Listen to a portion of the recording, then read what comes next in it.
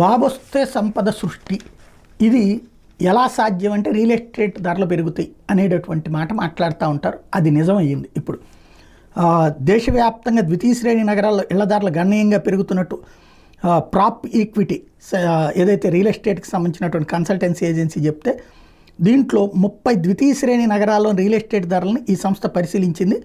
ఈ నివేదిక ప్రకారం లాస్ట్ ఇయర్ జనవరి నుంచి ఏడాది అక్టోబర్ మధ్యకాలంలో 25 ద్వితీయ శ్రేణి నగరాల్లో ఇళ్ల ధరలు 65% వరకు పెరిగినాయి. అదే సమయంలో 5 నగరాల్లో ధరలు తగ్గినాయి. ధరలు బాగా పెరిగినటువంటి నగరాల్లో జయపుర 65% పెరిగితే ఆగ్రా 59% పెరిగింది. ఆ తర్వాత హయ్యెస్ట్ ఉంది గుంటూరు 51% పెరిగినాయి. గుంటూరు నగరంలో ఏది ఆస్తుల విలువలు అంటే రియల్ ఎస్టేట్ వాల్యూ.